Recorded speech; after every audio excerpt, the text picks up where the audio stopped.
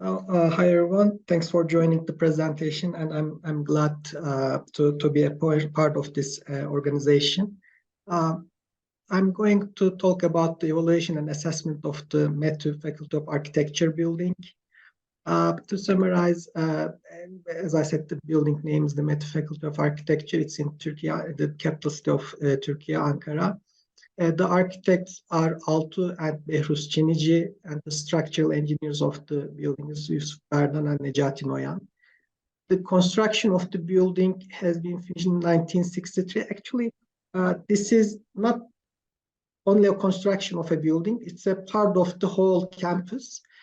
This is the very first building of the campus, but then the other buildings, the civil engineering, mechanical engineering, and other faculties buildings has been finished consecutively. And that building that I'm going to talk about hosted the first 3 years as the rectorate, and then since 1966, it is the Faculty of Architecture building.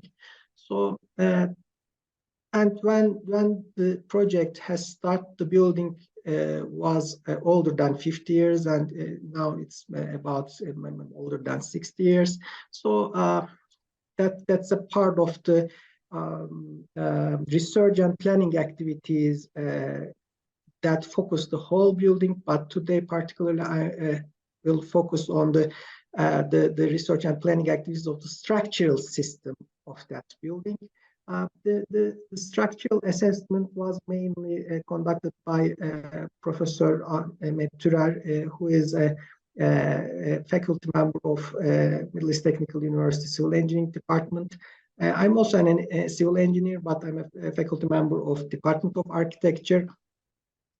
And we that project that focus on this project actually lasted about 5 years, and at 2017 it gained the Getty Foundation Keep It Modern grant actually. Now, if we would like to move on the objectives, there are two main objectives of this project. One is the evaluation of structural system and document it, and the other one, assess its current condition, of course, by taking the architectural and historical significance of the building into consideration. So, as I said, the structure itself was older than 50 years when we have started on the project. So during that 50 years, all the buildings, including the Faculty of Building Architecture building, faces numerous challenges such as material degradation, which is unavoidable, differential settlement. That is also a common problem for all the buildings, but particularly for METU campus, actually for the Ankara as a whole. This is an important issue because here mostly Ankara settles on a clay soil. So we call it Ankara clay, and it actually deforms a lot between seasonal changes. So most of the buildings of METU campus suffers from such expansion and contraction of the clay soil, and has some deformations, some differential settlements, and this is also valid for our building. Misuse, maybe it's not a problem for our building, but I could say that overuse. I mean, this is after years and years, the population of the campus, the population of the building increases dramatically.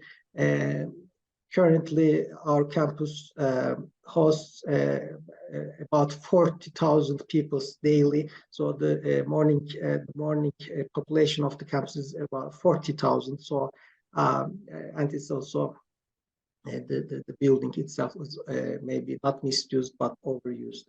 Of course, as all the buildings, as time passes, we have new analysis methods. We discover new fault systems, new aerial sources, fault sources, and eventually buildings cannot satisfy the current codes or legislations after they have been designed and constructed. And similar undesirable risks, the list can be elongated, but I will continue. Now, regarding the methodology, actually there are two fundamental steps. One is on the studies on structural documentation, and the other one is the study on structural assessment. Regarding the structural documentation, we first visually evaluate the structural load-bearing system. Some non-destructive material tests have been conducted, and the results are summarized, documented, and a partial finite element modeling has been conducted. I will explain in a minute why I call it partial. And regarding the structural assessment, some cracks has been observed during visual evaluation on waffle slabs. So this has been investigated in detail. Structural health monitoring and load testing has been conducted, and the results are evaluated. Also, countries such as Turkey, the main objective on condition assessment is seismic evaluation. So regarding the seismic evaluation, regarding the seismic performance of the building, we made some first level evaluation and made some comparative analysis. Okay, we start with the visual evaluation. As I said, this is why I have used the partial word, because here you can see the whole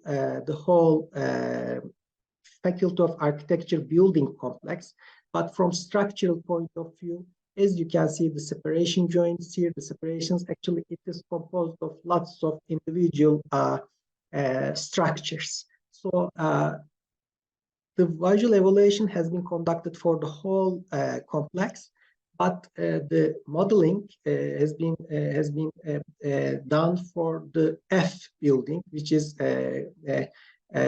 shown with the pinkish color here. So that's why I have used the word partial. Anyway, so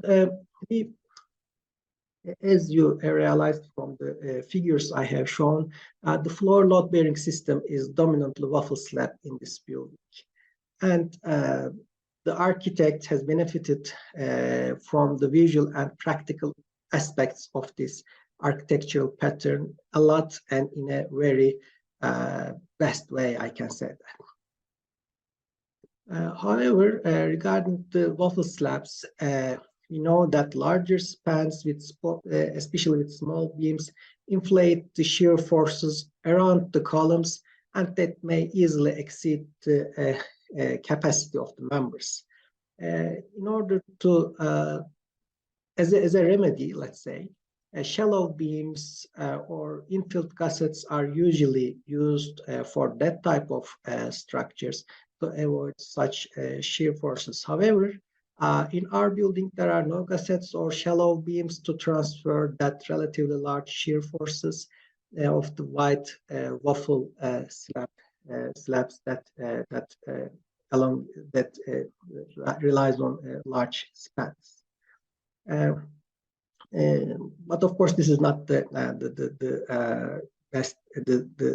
worst news. The thing is, the visual inspection of the building also revealed that there can be some hazardous shear weaknesses around the columns and shear walls.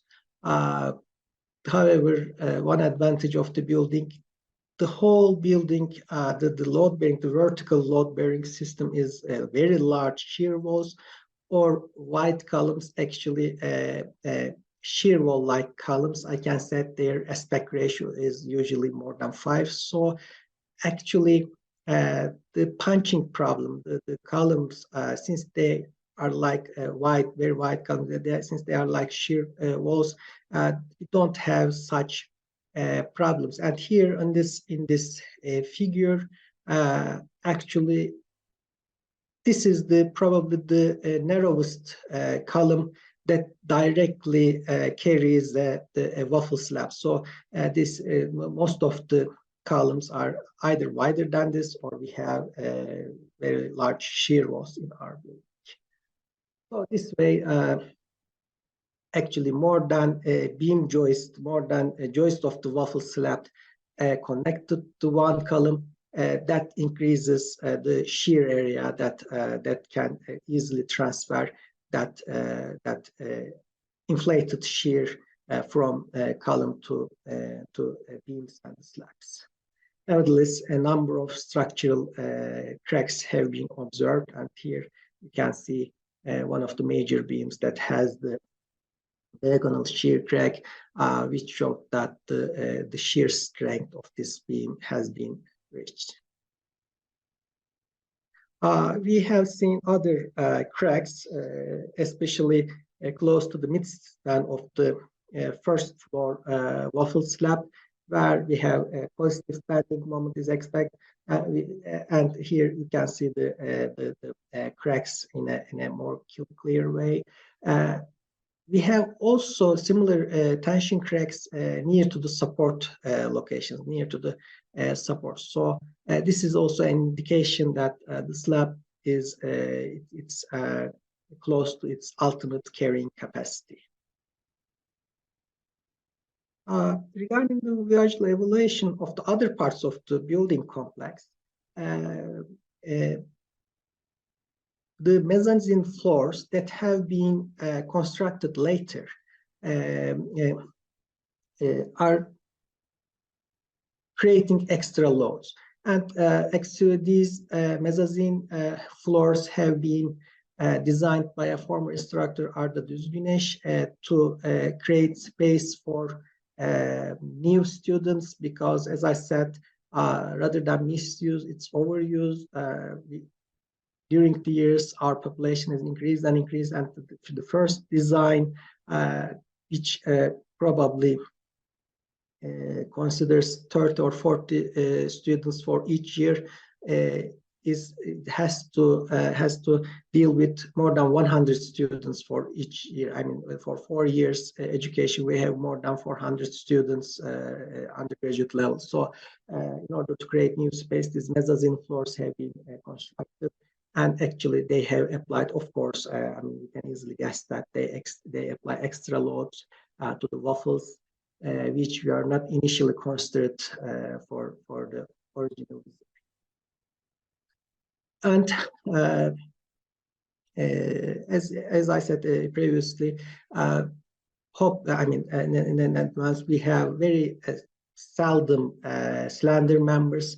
Or most columns are wide, more than an aspect ratio more than 5, and lots of shear walls. You can see here the shear walls and columns which have some kind of can behave, maybe not a direct shear wall, but at least it can support more than several joists of the waffle slab.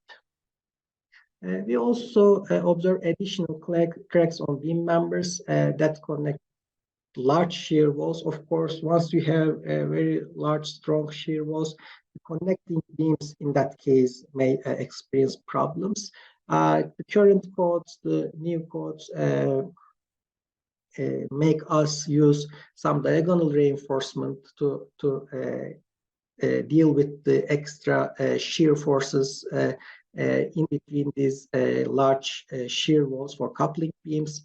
But actually, we don't expect such diagonal reinforcement in our building, which has been designed before 60s. So we thought that cracks on the coupling beams is because of the lack of existence of that diagonal reinforced concrete bars. And also, some parts of concrete elements are subject to minor segregations. The thing is, considering the years that the building has been constructed, the workmanship, the techniques, the reinforced, is on a beautiful condition.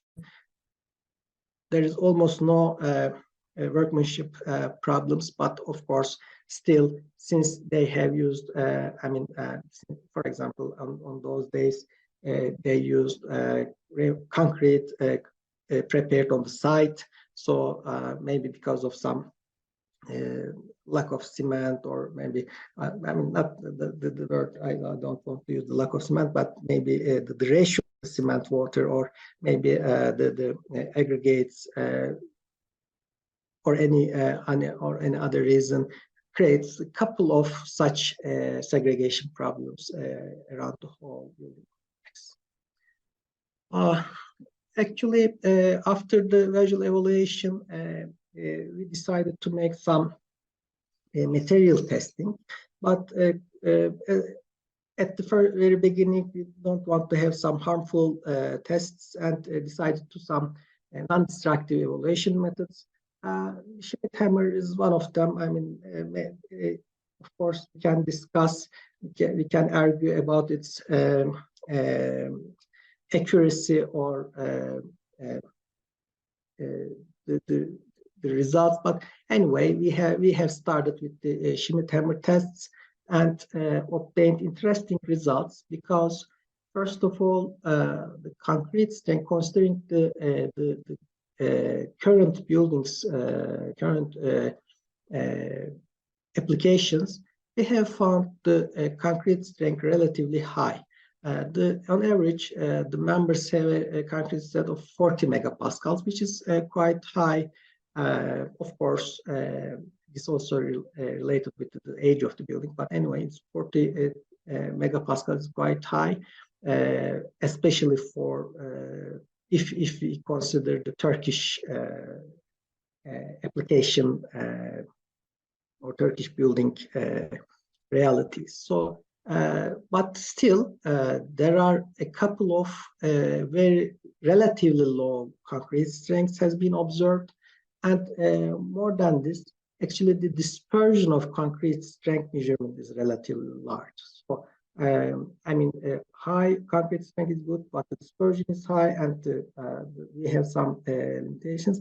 At the end, we decided that the poor workmanship, although we have found it quite good compared to other structures, some workmanship issues, improper ratios of cement or water, or some adverse conditional environmental conditions can create such things, because Ankara, in the middle of Anatolia, have very hot summers and very cold winters. So these may create some kind of issues.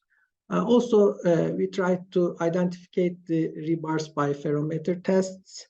On a sample column that we investigate, we realized that the longitudinal bars are located as 4 lines 25 centimeters apart from each other, and the transverse confinement bars are about 20 centimeters apart from each other. So these are especially important because for seismic performance, the transverse confinement, as well as its how it's located, especially for confinement zones, whether they exist or not, that was an important issue for us.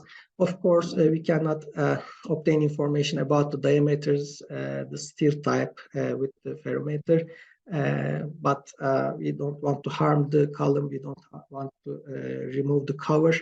So in this case, there are two information sources. One is the construction year of the building, considering the early 60s. The bars are expected to be ST1, in other words, the plain S220 bars, or in other words, the bars that have 220 megapascal yield strength. On the other hand, we also investigate the construction diaries as the second information source. Here you can see one of the pages of the original construction diary that is belongs to the 1962, and not that note, but a note that I cannot find for the picture or the figure. That note indicates that the architects proposed to use ST3 bars, in other words, bars having 420 megapascal yield strength. So from that respect, the architect especially want this for the amphitheater. We have also an amphitheater as a part of the building complex. So from that respect, we could not decide whether it's S202 or S402, considering these two sources, and of course, not the material itself or layout or the dimensions.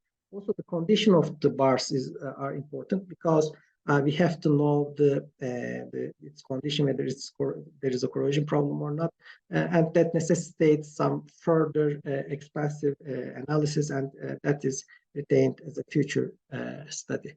And then a SEP 2000 model is created just for actually for linking the information gathered with the structural assessment studies, and the geometrical data for that model has been obtained from 3D CAD drawings, and the bidirectional data integration between HBIM and SEP 2000 is retained as a future study, because when we finish that model, the HBIM model has not been finished yet. Currently, it's finished, but this is still a future study. Now, I would like to move on the waffle slab crack evaluation part, because we have seen some positive and negative bending cracks, especially for the bridge-like part of the waffle slab, first floor waffle slab. So, if I have to explain the slab, it's actually about 6 by 10 meter slab that's secured on each side, and the beams of the waffle is about 72 centimeter deep, so the slab thickness is an 8 centimeter. Here you can see the major beams. I hope you can see my cursor. So this is the major beams that are about 25 by 100 and 25 by 80, and these are the waffles which are about 12 centimeter thick, and the waffle, the joist, the clear distance between joists is about 100 centimeters, 108 centimeters. So we made some calculations, some rough engineering calculations, and found that that slab should carry about 460 kilonewton meter load. So considering the moment of the reinforcement, we decide that the tensile force that should be carried by the beams is about 770 kilonewton, and that each waffle beam, because there are actually 8. I mean, you can assume, if you assume the thick beams as a 2 waffles, and for the rest of this there are 5 waffles. So in that case, we assume that about 96 kilonewton should be carried for each waffle beam, and then considering the rebars, either a 30 millimeter or 2 by 22 millimeter bars is required. Then we go back to original drawings, original design drawings. We realized that K20 beam here has 6 bars of 522 millimeters. However, for K18 beam here, for that and for waffles, actually their technical drawings are missing, and we cannot find in our archives the information about the bars. And unfortunately, electromagnetic rebar location identification gave unrepeatable and inconsistent information, so we gave up that task. Regarding the health monitoring, we especially focused on the cracked part on the slab, and played some linear variable differential transformers for LVDTs at one point we called that cluster A, and 2 LVDTs at the other part. I will show you their location as the cluster B, and some temperature sensors in order to understand whether that change in the crack width relies on temperature change or the load change. Here you can see the A cluster for LVDT sensors, and the B cluster here, and the whole waffle slab. These displacement gates can monitor 0.001 millimeter accuracy can work. So we made both long-term and short-term structural health monitoring studies, And at the end, the A cluster, the average opening is about 0.1 millimeter, and for B cluster, it's even less, 0.075 millimeter. Here you can see how during 1 year, how it's changed regarding the seasons, regarding the daily use. And we realized that the crack openings mainly took during the May and July, which is a very hot part of the Ankara summer. And in addition to this long-term measurements, we also made a short-term measurement with the help of about 100 students. We observed the deck deflection, the slab deflection with laser meters, and also the crack width change with the LVDTs. Here you can see how the 4 LVDTs measurements according to the loads of students, and that shows the cluster B measurements of the short-term measurements. So at the end, we realized that only one beam has a permanent deformation about 0.1 millimeter.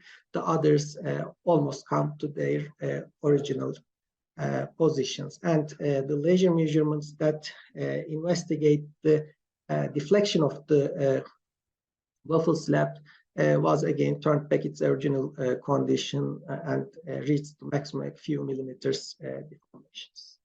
So then we compare what we have with our usual engineering rule of thumb information. If you assume 1/250 as the deflection limit, which in our waffle dimensions corresponds to 40 millimeter, actually we only observe 1 millimeter deflection. And I have to say that there are about 7,500 kilograms that was the load applied, which is about 4 times less than the distributed design.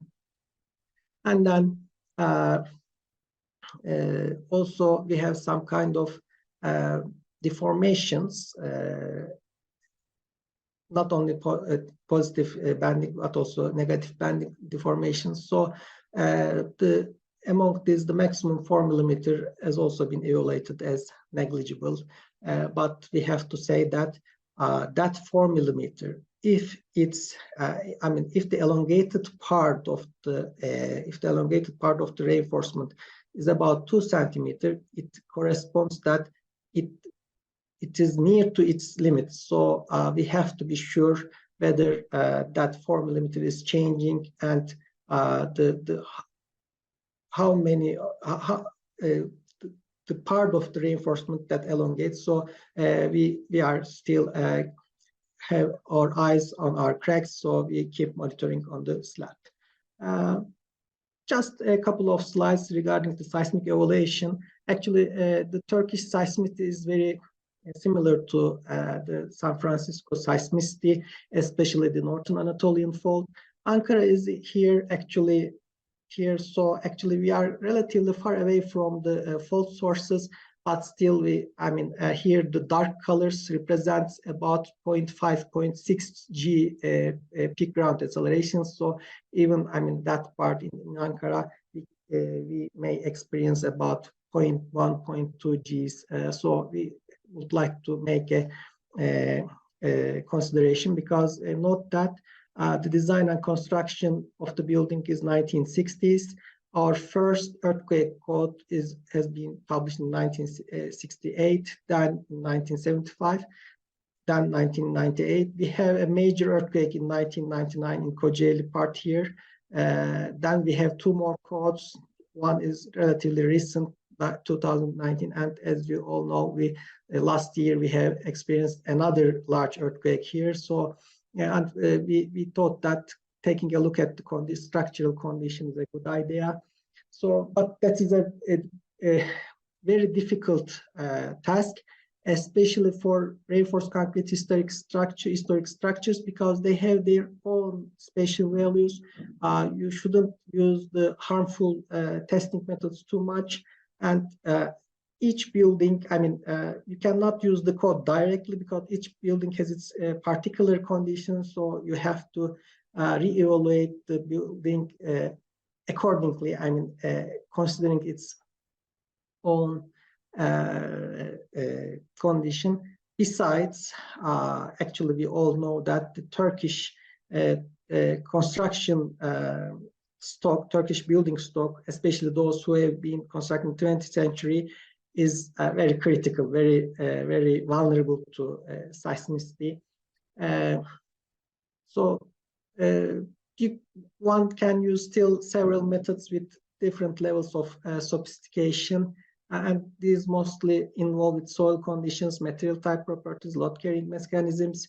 We care about soil conditions, we take a look at material types and load carrying mechanisms, but at the end, this is a still ongoing study.